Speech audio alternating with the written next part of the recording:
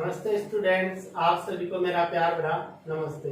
देखो, पिछले वीडियो में अपन ने क्या पढ़ा था। अपन ने पढ़ा था कि परागकोश जो होता है लघु बीजाणुधानी, उसकी संरचना के बारे में पढ़ा था कि परागकोश की आंतरिक संरचना कैसी होती है, उसके बारे में पढ़ा था। तो एक बार मैं पुनः उसको रिपीट कर देता हूँ।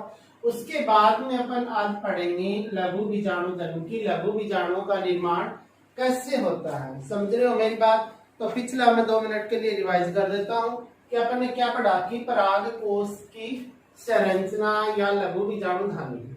अपन ने पढ़ा कि प्रारंभिक अवस्था में, देखो कोई भी परागकोश, आपने पुष्प का अध्ययन कर लिया था कि पुष्प अगर आपने देखा हो या आपके घर के नजदीक में किसी भी पुष्प को अगर आपने देखा हो, तो अपने इस प्रकार से एक स्ट्रक्चर बनाई थी। ये इस उमंग वाला पार्ट था और ये इसके ऊपर वाली ये जो संरचना है, इसको अपन ने परागकोश पढ़ा था। तो ये परागकोश अपन माने कि प्रारंभ में जो परागकोश होता है वो अविभेदित कोशिकाएं होती है जिनमें भेद नहीं कर सकते। वो कोशिकाएं हैं एक व्यक्ति के अंदर क्या होती है, कवर होती है, एक व्यक्ति से ढकी रहती है। धीरे धीरे क्या होता है कि उनमें जो कोशिकाएं होती हैं हाइपोडर्मल कोशिकाएं। कौन सी कोशिकाएं? हाइपोडर्मल कोशिकाएं। वो कोशिकाएं धीरे धीरे क्या करती है, अपने आकार को बढ़ाती है, धीरे धीरे अपने आकार को बढ़ाती है और अपने जीवद्रव्य अंदर जो तरल पदार्थ जीवद्रव्य उसकी मात्रा को भी क्या करती है, बढ़ाती है। जिन्हें हाइपोडर्मल कोशिका या फिर आप उसको क्या बोल सकते हो, आद्य सत्वक कोशिका। हाइपोडर्मल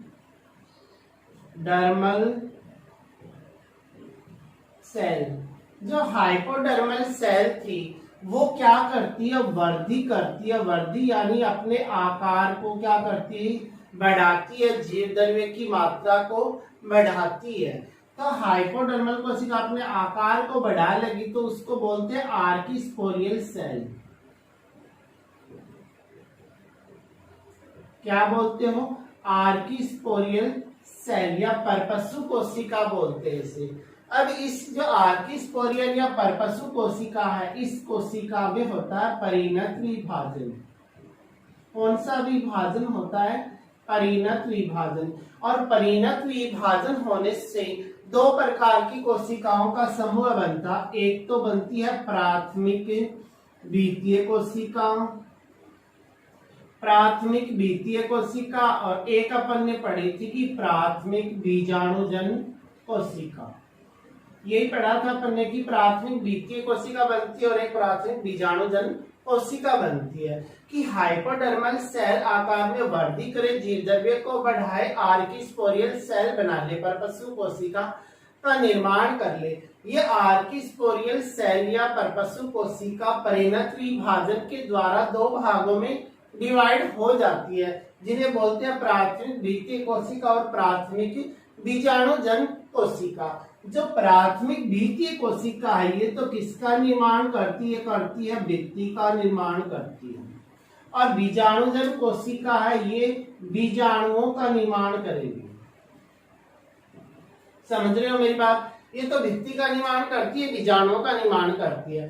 तो भित्ति का निर्माण करती है, तो जो परागकोश होता है, लघु बीजाणुधानी होती है, उसमें 4 भित्ति होती है। सबसे बाहर वाली को बोलते हैं बाह्य त्वचा,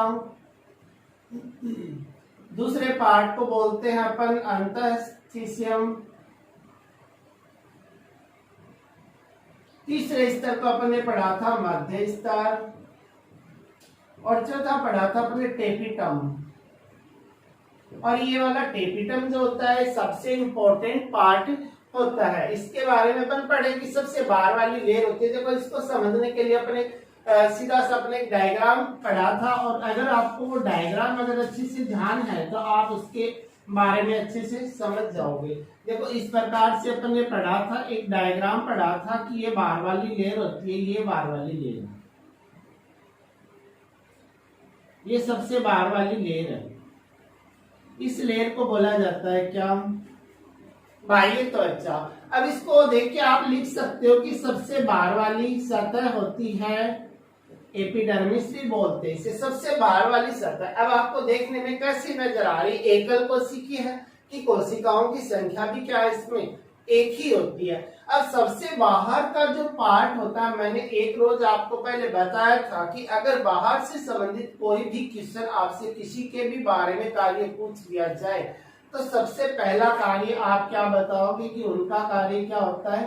सुरक्षा करने का होता है। समझ रहे हो मेरी बात? उनका कार्य क्या होता है? सुरक्षा करने का होता है। दूसरी बात करें, अंतःस्थिशियम की कोशिकाएं इसी के नीचे होती है, लेकिन आकार में थोड़ी क्या होती है? इनसे बड़ी और मोटी होती है। समझ रहे हो मेरी बात?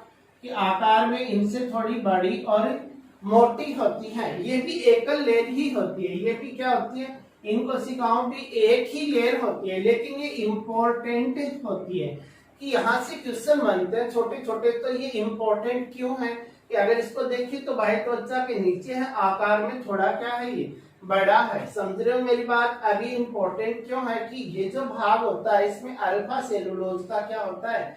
जमाव होता है। अंतःस्थिशियम वाले भाग में अल्फा सेलुलोज का जमाव होता है, जिसके कारण इस भाग में क्या बन जाती है? रेशेदार पट्टियां बन जाती है।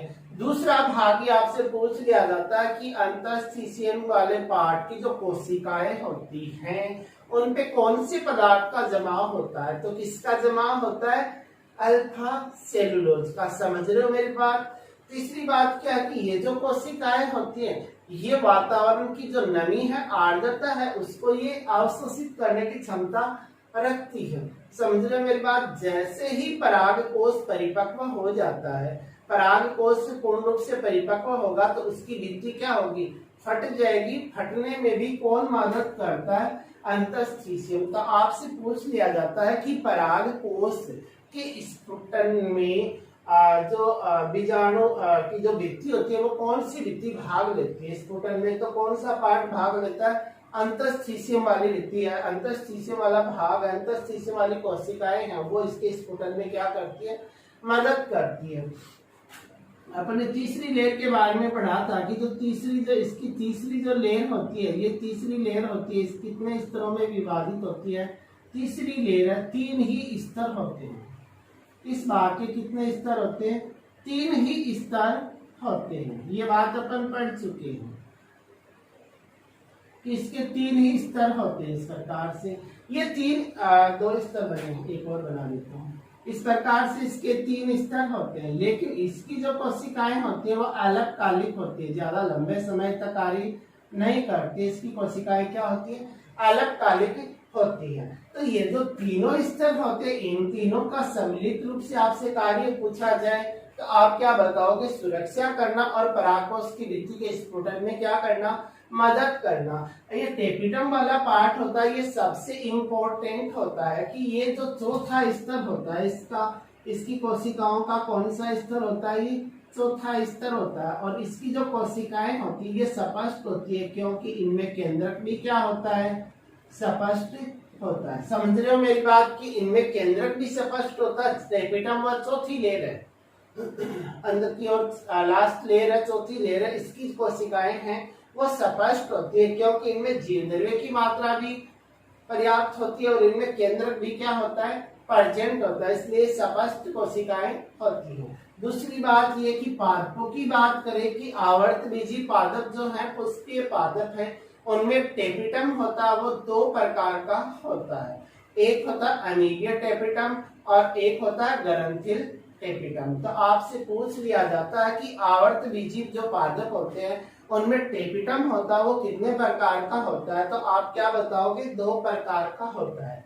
कौन कौन सा होता है? एक होता है अमीबिया टेपिटम, एक होता है ग्रंथिल टेपिटम। समझ रहे हो मेरी बात? अब तीसरी बात करें कि टेपिटम कार्य क्या करता है। देखो ये टेपिटम का काम क्या होता है? पहला काम तो ये जो परागकण जो बनते हैं उन परागकणों की जो भित्ति वगैरह होती है उसको बनाने का कार्य करते हैं। उन परागकणों को क्या करते हैं? पोषण देने का कार्य भी कौन करते हैं? ये टेपिटम वाला पार्ट ही करता है। ये टेपिटम वाला पार्ट सबसे इम्पोर्टेंट। अगर इसके अंदर की बात करें तो भित्तीय कोशिका से तो देखो 4 भित्ति बन गई। अब आ गई आपकी बीजाणुजन कोशिका। बीजाणुजन कोशिका। अब अगर अपन बीजाणुजन कोशिका की बात करें तो ये बीजाणु जन कोशिका क्या करती है, बीजाणु मात्र कोशिका का निर्माण करती है। इसका निर्माण करेगी बीजाणु मात्र कोशिका। ये बीजाणु मात्र कोशिका का निर्माण करती है और ये बीजाणु मात्र जो कोशिका है वो विभाजित होकर के बीजाणुओं का निर्माण करती है। बीजाणुओं यानी परागकणों का निर्माण करती है और ये जो कोशिकाएं हैं इस प्रकार से इसके अंदर प्राथमिक बीजाणुजन जो कोशिकाएं हैं वो इस प्रकार से इसके अंदर पाई जाती है और ये कोशिकाएं क्या करती है, बीजाणु मात्र कोशिका बनाएंगी और वो बीजाणु मात्र कोशिका अर्धसूत्री विभाजन के द्वारा एक कोशिका, देखो कभी भी अर्धसूत्री विभाजन होगा तो एक कोशिका में अगर अर्धसूत्री विभाजन हो रहा है तो वो कोशिका एक कोशिका से कितने पार्ट में डिवाइड होगी, वो हमेशा 4 पार्ट में डिवाइड होगी। एक कोशिका से 4 कोशिकाएं बनती है। तो अपन बोले कि बीजाणु मात्र कोशिका बीजाणु का निर्माण कर लेती है और ये बीजाणु जो होते हैं वो बीजाणु जो धानी होती है परागकोश की, उसके अंदर क्या होते हैं, भरे होते हैं। और जब भी परागकोश परिपक्व हो जाता है तो उस परागकोश, ये परागकोश इसकी भित्ति इस प्रकार से फट जाएगी तो ये पराग कण या बीजाणु, लघु बीजाणु जो है वो इससे भित्ति से क्या आ जाएंगे, बाहर आ जाएंगे। समझ रहे मेरी बात। ये तो अपन ने पढ़ लिया था कि परागकोश की संरचना क्या है। आज अपन पढ़ने जा रहे हैं कि लघु बीजाणु जनन क्या है। देखो सबसे इम्पोर्टेंट टॉपिक है, अगर आप थोड़ा सा भी ध्यान से समझोगे तो आपको अच्छे से समझ में आएगा। आपको अगर पीछे वाला समझ में आ गया तो आगे वाला समझने में आपको कोई दिक्कत ही नहीं होगी। समझ रहे हो मेरी बात। देखो लघु बीजाणु जनन, अभी अपन ने थोड़ी देर पहले पढ़ा था कि 2 प्रकार की कोशिकाएं बनती है, एक प्राथमिक द्वितीय कोशिका और एक प्राथमिक बीजाणुजन कोशिका। देखो वहीं से स्टार्ट होगा, प्राथमिक बीजाणुजन कोशिका, प्राथमिक बीजाणुजन कोशिका। एक तो थी प्राथमिक द्वितीय कोशिका और एक थी प्राथमिक बीजाणुजन कोशिका। अगर आगे की बात करें तो देखो अपन ने ये भी पढ़ा था कि प्राथमिक जो बीजाणुजन जो कोशिका है वो किसका निर्माण कर रही थी, बीजाणु मात्र कोशिका का, बीजाणु मात्र कोशिका इसका निर्माण कर रही थी और ये बीजाणु मात्र कोशिका बीजाणुओं का निर्माण कर रही थी। ये तो पढ़ रहा था। तो अपने को पढ़ना क्या, लघु बीजाणु जनन यानी लघु बीजाणु का निर्माण कर रही थी। आप इनको लघु बीजाणु भी बोल सकते हो, लघु बीजाणु का निर्माण कर रही थी। और ये कैसे बने यही अपन क्या करें, पढ़ने जा रहे हैं। इसका मतलब है कि ये बनने में सबसे पहले क्या बनी थी, प्राथमिक बीजाणुजन कोशिका। तो अपन ये बोल सकते हैं कि लघु बीजाणु जनन की जो शुरुआत होती है वो कहाँ से होती है, प्राथमिक बीजाणुजन कोशिका से होती है। समझ रहे हो मेरी बात कि सबसे पहले प्राथमिक बीजाणुजन कोशिका, देखो 2 प्रकार की कोशिकाएं बनी थी ना, जो आपकी आर्किस्पोरियल सेल थी उसमें परिणत विभाजन हुआ था, उससे 2 प्रकार की कोशिकाएं बनी थी, एक प्राथमिक द्वितीय कोशिका, एक प्राथमिक बीजाणुजन कोशिका। वही कोशिका की बात हो रही है। समझ रहे हो मेरी बात। तो सबसे पहले प्राथमिक जो बीजाणुजन कोशिका है उस कोशिका से क्या बनेगी, बीजाणु मात्र कोशिका। और इस बीजाणु मात्र कोशिका में क्या होगा, अर्धसूत्री विभाजन होगा। ये जो प्राथमिक बीजाणु मात्र कोशिका है ये क्या होती है, द्विगुणित होती है। एक जो आपने फर्स्ट चैप्टर पढ़ा था वहां पे पढ़ा था आपने कि द्विगुणित को 2n से दर्शाया, अगुणित को n से दर्शाया, पढ़ा था ना। तो वही बात है द्विगुणित। तो बीजाणु मात्र कोशिका द्विगुणित थी। जब इसमें अर्धसूत्री विभाजन होगा तो एक कोशिका में अर्धसूत्री विभाजन होता है तो उसके दौरान 4 कोशिकाओं का निर्माण होता है और वो जो कोशिकाएं होती है वो अगुणित होती है। तो इनको आप यहीं से इसकी परिभाषा पूछ ले आपसे कि लघु बीजाणु जनन किसे कहते हैं, तो आप क्या बोलोगे कि लघु बीजाणु जनन की शुरुआत प्राथमिक बीजाणुजन कोशिकाओं से होती है। कहाँ से शुरुआत होती है, प्राथमिक बीजाणुजन कोशिकाएं से होती है। इसके दौरान द्विगुणित बीजाणु मात्र कोशिका अर्धसूत्री विभाजन के द्वारा विभाजित होकर अगुणित लघु बीजाणुओं का निर्माण करती है। इस प्रक्रिया को क्या बोलते हैं, लघु बीजाणु जनन बोलते हैं। समझ रहे हो मेरी बात। तो कैसे परिभाषित करोगे कि लघु बीजाणु जनन की शुरुआत कहाँ से होती है, कि लघु बीजाणुओं के निर्माण की शुरुआत कहाँ से होती है, प्राथमिक बीजाणुजन कोशिका से होती है। समझ रहे हो मेरी बात, कि लघु बीजाणुओं के निर्माण की शुरुआत कहाँ से होती है, प्राथमिक बीजाणुजन कोशिका से होती है। अब आपसे पूछे कि इसकी परिभाषा बताओ, तो आप क्या बोलोगे कि बीजाणु मात्र कोशिका जो कैसी थी, द्विगुणित थी। तो इसको यहीं से देख के लिखना होता है कि द्विगुणित बीजाणु मात्र कोशिका अर्धसूत्री विभाजन, अर्धसूत्री विभाजन द्वारा विभाजित होकर के अगुणित लघु बीजाणुओं का निर्माण करती है, उसी को बोलते हैं लघु बीजाणु जनन कहा जाता है। समझ रहे हो मेरी बात। अब देखो कि लघु बीजाणु जनन है, कैसे इसकी शुरुआत होती है, कैसे होता है। देखो सबसे पहले प्राथमिक बीजाणुजन कोशिका बनी, प्राथमिक बीजाणुजन कोशिका से द्विगुणित बीजाणु मात्र कोशिका का निर्माण हुआ। जो बीजाणु जो मात्र कोशिका थी, मान लो इस प्रकार से थी, ये बीजाणु मात्र कोशिका है, ये द्विगुणित कैसी होती है, द्विगुणित होती है। इसमें होता है अर्धसूत्री विभाजन, और जब भी अर्धसूत्री विभाजन होता है तो कोशिकाओं की संख्या हो जाती है एक से कितनी हो जाएगी, 4 हो जाएगी। तो ये लघु बीजाणु मात्र जो कोशिका है, एक कोशिका थी, ये 4 कोशिकाओं में डिवाइड हो जाएगी इस प्रकार से 4 कोशिकाओं में डिवाइड हो गई, और इनको बोला जाता है चतुस्क। क्या कहते हो, चतुस्क बोलते हैं। कि बीजाणु मात्र कोशिका द्विगुणित थी, इसमें अर्धसूत्री विभाजन हुआ, अर्धसूत्री विभाजन होने से 4 कोशिकाएं बन गई। एक बीजाणु मात्र कोशिका से 4 कोशिका बन गई, इनको बोला जाता है चतुस्क। क्या बोलते हैं, चतुस्क बोला जाता है। और अगर किसी पौधे में या किसी पुष्प में 4 से अधिक, अगर ये जो चतुस्क में 4 से अधिक लघु बीजाणु बन जाते हैं, तो उस कंडीशन को बोला जाता है बहु लघु बीजाणुता। क्या बोला जाता है, बहु लघु बीजाणुता। कि 4 से अगर ज्यादा बन रहे हैं तो उसको बोला जाता है क्या, बहु लघु बीजाणुता। तो आपसे पूछ लिया जाता है कि बहु लघु बीजाणुता किसे कहते हैं, कि किसी पुष्प के पराग कोश में 4 से अधिक लघु बीजाणु बनने को ही बहु लघु बीजाणुता कहते हैं। तो देखो ये चतुष्क के रूप में व्यवस्थित होते हैं, और ये जो चतुष्क होता है इसके ये एक कोशिकाएं, 2 कोशिकाएं, तीसरी कोशिकाएं, चौथी कोशिकाएं, 4 कोशिकाएं, ये आपस में देखो इस प्रकार से भित्ति से जुड़ी हुई है। अब धीरे धीरे जब ये पराग कोश क्या हो जाता है, परिपक्व हो जाता है, तो इनके ये जो बीच की जो भित्ति है, ये भित्ति क्या हो जाती है, टूट जाती है इस प्रकार से। इस प्रकार से इनके बीच की भित्ति क्या हो जाती है, टूट जाती है इस प्रकार से।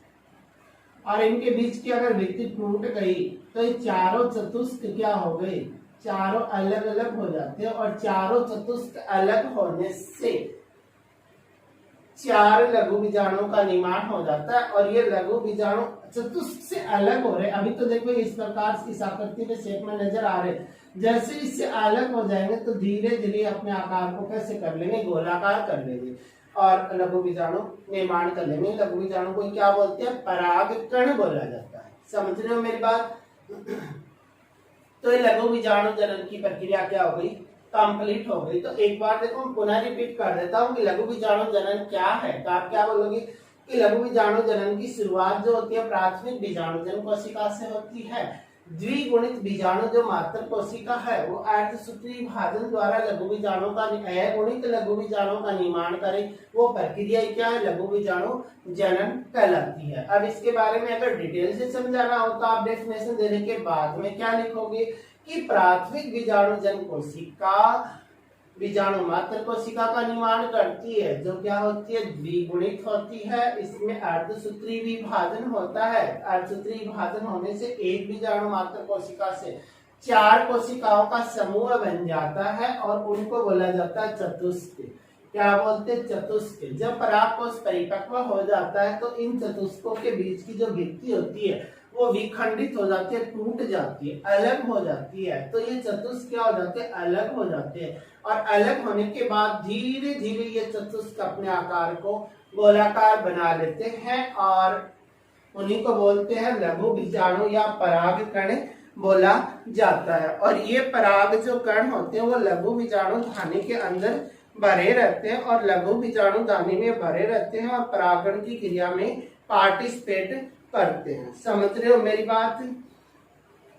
अब देखो एक बात और पढ़ रहे हैं, अपने को बार बार पढ़ रहे हैं कि परागकोश के फटने से, परागकोश से फटने से। तो देखो परागकोश है, उसके फटने को क्या बोलते हैं, परागकोश का स्फुटन बोला जाता है। समझ रहे हो मेरी बात? तो आपसे पूछ लिया जाता है कि परागकोश स्फुटन किसे बोलते हैं, परागकोश स्फुटन। क्या पूछ लिया जाए कि परागकोश स्फुटन क्या है। देखो परागकोश तो आप जानते ही हो कि नर जनन का जो पूतंत्र के ऊपर वाला पार्ट है, पालीनुमा, दो पालियां होती है, दो पालियां दो कोष्ठों में बैठ जाती है, 4 कोष्ठ होते हैं, पढ़ा था अपन ने। तो वो परागकोश था। अब परागकोश का स्फुटन, देखो स्फुटन कब होगा, जब कोई भी पार्ट क्या हो जाए, परिपक्व हो जाए। अगर वो पूर्ण रूप से परिपक्व हो जाता है तब उसका क्या होता है, स्फुटन होता है। स्फुटन यानी फटता है वो।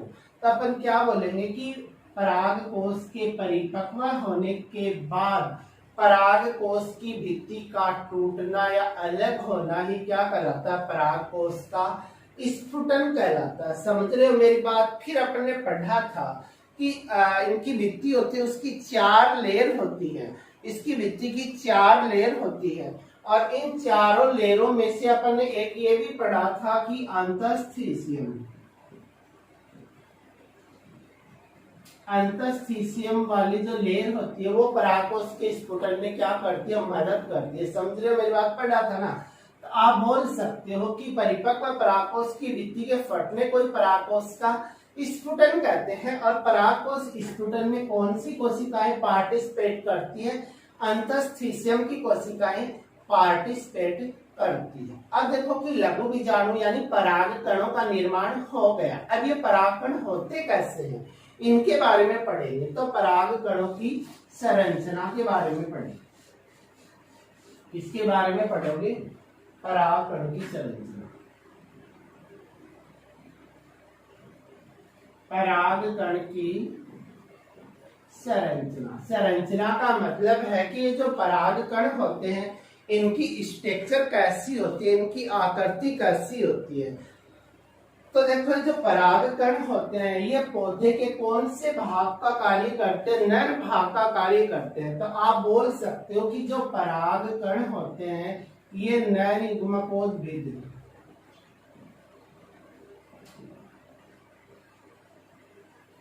नर युग्मकोद्भिद, ये नर युग्मकोद्भिद का प्रतिनिधित्व करते हैं। नर जो कार्य करता है उसके समान कार्य करते हैं। तो आप क्या बोलोगे कि परागकण की संरचना की बात करें तो परागकण है क्या।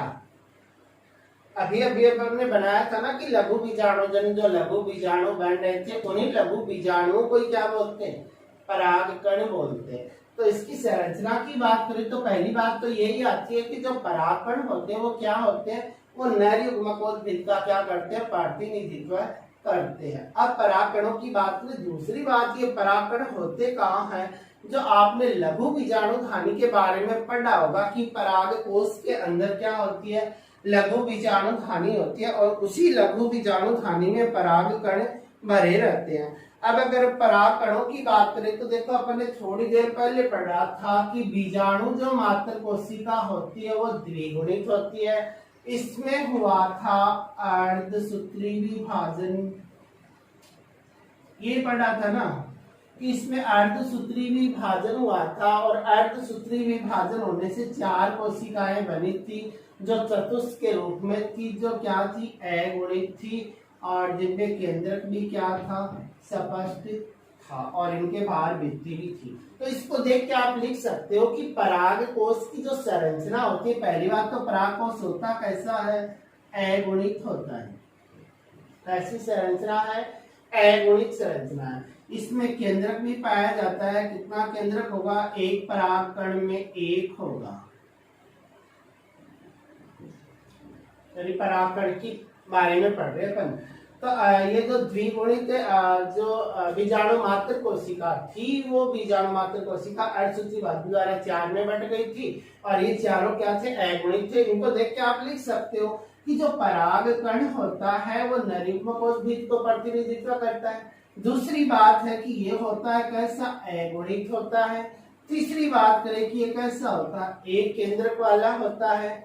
चौथी बात करें तो ये क्या होता है? इसके बाहर की ओर भी भित्ति पाई जाती है। तो इसके बाहर की ओर जो भित्ति होती है वो भी 2 पार्ट में डिवाइड होती है। एक भाग को तो बोला जाता है बाह्य चोल और एक को बोलते हैं अंतःचोल। एक भाग को बोला जाता है बाह्य चोल और एक भाग को बोला जाता है अंतःचोल। देखो नॉर्मली अपन एक डायग्राम के द्वारा अपन इसको समझें तो देखो मान लो ये कोई परागकण है, ये कोई परागकण है और इसके 2 भित्ति हैं। बाहर वाले भाग को बोलते हैं बाह्य चोल और अंदर वाला जो पार्ट है उसको बोलते हैं अंतःचोल। ये इसका केंद्रक है। तो बाह्य जो चोल होता है बाहर का पार्ट है और अंतःचोल मतलब अंदर वाला पार्ट है। जो बाह्य चोल होता है इसका जो ये भाग होता है इस पे जगह जगह पे क्या पाए जाते हैं? इस प्रकार से उभार पाए जाते हैं। समतल नहीं होता है, ये रफली होता है, कुछ खुरदरा होता है। तो इसके ऊपर क्या पाए जाते हैं? इस प्रकार से छोटे छोटे क्या पाए जाते हैं? उभार पाए जाते हैं, छिद्र भी पाए जाते हैं। इनके बीच बीच में क्या पाए जाते हैं? इस प्रकार छोटे छोटे छिद्र भी होते हैं। समझ रहे हो? तो बाह्य चोल, ये जो बाह्य चोल होता है इसके ऊपर एक पदार्थ का जमाव होता है जिसे बोलते हैं स्पोरोपोलेनिन। किसका जमाव होगा? स्पोरोपोलेनिन। स्पोरोपोलेनिन का जमाव होता है। ये जो स्पोरोपोलेनिन है देखो ऐसा पदार्थ होता है जो अपघटित नहीं होता है। तो स्पोरोपोलेनिन है, इसका अपघटन नहीं होगा। जब इसका अपघटन नहीं होगा तो इसका जो बाह्य चोल है ये इसी से बना है तो इसका भी अपघटन नहीं होगा और जब इसका अपघटन नहीं होगा तो ये इसकी क्या करेगा? परागकण की सुरक्षा करेगा। तो अपन बोल सकते हैं कि इससे आपसे पूछ लिया जाता है कि जो परागकण जो होते हैं इसके बाह्य चोल जो होता है इस पे किसका जमाव होता है? तो आप क्या बताओगे किसका जमाव होता है?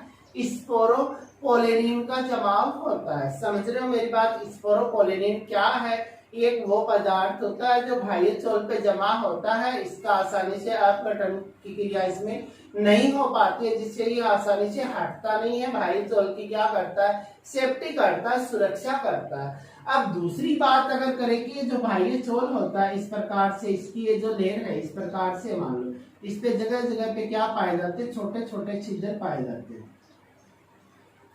इस पे जगह जगह पे छोटे छोटे छिद्र पाए जाते हैं। इन छिद्रों को बोलते हैं जनन छिद्र।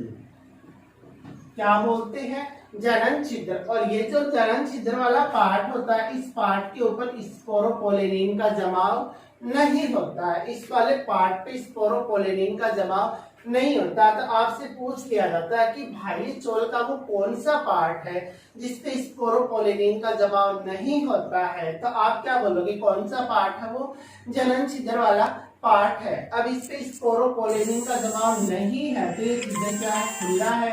अब ये काम क्या करता है?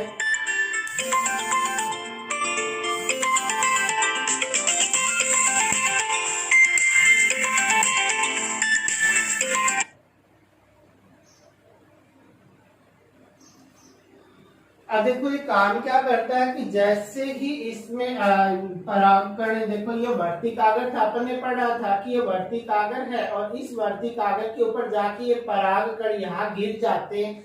तो इन परागकणों में होता है अंकुरण की क्रिया। 2-3 वीडियो पहले पढ़ी थी अपन ये बात कि इनमें अंकुरण की क्रिया होती है। तो यहाँ से एक नली निकलती है जिसे बोलते हैं पराग नली और वो पराग नली जो है वो इन्हीं छिद्रों से निकलती है। समझ रहे हो मेरी बात? तो इन्हीं छिद्रों से क्या निकलती है? जो अंकुरण पराग कण के अंकुरण के बाद निकलने वाली पराग नली इन्हीं छिद्रों से होकर निकलती है। समझ रहे हो मेरी बात। तो ये परागकण की संरचना के बारे में पढ़ रहे हैं। तो परागकण की संरचना के कितने भाग होते हैं? दो। एक बाह्य चोल होता है और एक अंतः चोल होता है। बाह्य चोल पे स्पोरोपोलिनिन का जमा होगा और अंतः जो चोल होता है वो सेलुलोज और पेक्टिन का बना होता है। अंतः जो चोल वाला पार्ट होता है वो सेलुलोज और पेक्टिन का बना होता है। समझ रहे हो मेरी बात। तो आपसे पूछ लिया जाता है सेलुलोज, तो आपसे पूछ लिया जाता है कि बाह्य चोल पे किसका जमाव? स्पोरोपोलिनिन का। अंतः चोल पे किसका जमाव? पेक्टिन और सेलुलोज का जमाव होता है। समझ रहे हो मेरी बात की अंतः चोल पे सेलुलोज और पेक्टिन का जमाव होता है। समझ रहे हो मेरी बात। अब देखो ध्यान से, अपने क्या पढ़ा कि जो परागकण है वह नरयुग्मकोद्भिद का प्रतिनिधित्व करता है। ये जो परागकण होते हैं ये क्या होते हैं? देखो अपने पढ़ा था कि ये अगुणित होते हैं, एक केंद्र की होते हैं, भित्ति द्वारा ढके होते हैं। इस पे दो लेयर पाई जाती हैं। बाहर वाली लेयर को बाह्य चोल बोलते हैं, अंदर वाली लेयर को अंतः चोल बोलते हैं। बाह्य जो चोल होता है उस पर स्पोरोपोलिनिन का जमाव होता है और इस पे जगह जगह पर क्या पाए जाते हैं? अलंकरण पाए जाते हैं, उभार पाए जाते हैं। ये खुरदरा होता है, रफली होता है। तीसरी बात करें कि स्पोरोपोलिनिन है, ये अनापटनीय पदार्थ होता है जो इसकी सेफ्टी करता है। स्पोरोपोलिनिन वाला जो बाह्य चोल वाला पार्ट, इस पे जगह जगह पे क्या पाए जाते हैं? इस प्रकार से छिद्र पाए जाते हैं जिनको बोलते हैं जनन छिद्र। ये छिद्र काम क्या करते हैं कि जब परागकणों का अंकुरण होता है, ये पराग नली निकलती है तो वो इन्हीं छिद्रों से होकर निकलती है। समझ रहे हो मेरी बात। अंदर वाले पार्ट को बोलते हैं अंतः चोल और अंतः जो चोल होता है उस पर सेलुलोज और पेक्टिन का जमाव होता है। समझ रहे हो मेरी बात। अब देखो आगे की बात पढ़े अपन। तो इसका जो पराग कोश होता है इसमें दो प्रकार की कोशिकाएं पाई जाती हैं। कितनी प्रकार की कोशिकाएं? अगर इसको अंदर से देखें तो इसमें दो प्रकार की कोशिकाएं पाई जाती है। एक को बोलते हैं काय कोशिका। देखो नेक्स्ट वीडियो में बनी कैसे उनके बारे में भी पढ़ेंगे। एक बार अपन इसको अंदर से पढ़ लेते हैं कि एक कोशिका को बोलते हैं काय कोशिका और एक को बोलते हैं जनन कोशिका। समझ रहे हो मेरी बात। एक को बोलते हैं काय कोशिका और एक को बोलते हैं जनन कोशिका। ये जो काय कोशिका होती है वो आकार में थोड़ी बड़ी होती है, स्पष्ट इसमें केंद्रक भी होता है और ये काम क्या करती है? देखो अंकुरण के दौरान ये पराग नली निकल रही थी, इस पराग नली का निर्माण ही कौन करती है? काय कोशिका करती है। समझ रहे हो मेरी बात की पराग कण के अंकुरण के दौरान निकलने वाली पराग नली का निर्माण कौन करती है? काय कोशिका करती है। आकार में बड़ी होती है, स्पष्ट केंद्रक वाली होती है। अगर जनन कोशिका की बात करें तो ये इसकी तुलना में आकार में क्या है? कुछ छोटी होती है और ये जनन कोशिका क्या करती है? नर युग्मकों का निर्माण करती है। किसका निर्माण करेगी? नर युग्मक का निर्माण करेगी और वो नर युग्मक क्या करेंगे? ये जो पराग नली है धीरे धीरे अंदर की ओर बढ़ेगी।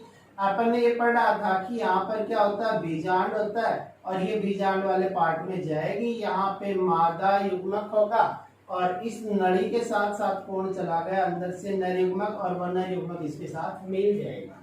समझ रहे हैं मेरी बात। तो आपसे पूछ लिया जाता है कि पराग नली का निर्माण कौन से भाग से होता है? काय कोशिका से होता है और नर युग्मकों का निर्माण कौन से भाग से होता है? जनन कोशिका से होता है। समझ रहे हो।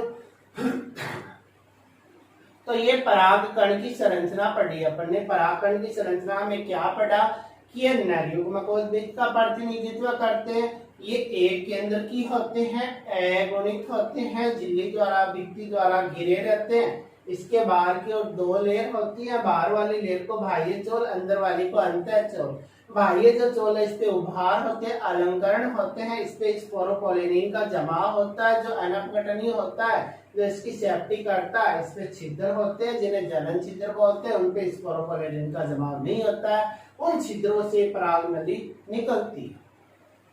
दूसरी पढ़ी कि अंतः चोल पेक्टिन सेलुलोज का बना हुआ है और पढ़ा अपने इसमें दो प्रकार की कोशिका, काय कोशिका, जनन कोशिका। काय कोशिका आकार में बड़ी है, केंद्रक स्पष्ट है, ये क्या करती है कि अंकुरण के दौरान पराग नली बनाती है, और ये छोटी है, केंद्रक तो है इसमें भी लेकिन ये छोटी है, इसकी तुलना में थोड़ी छोटी होती है, और ये वाली क्या करती है, नरयुग्मकों का निर्माण करती है।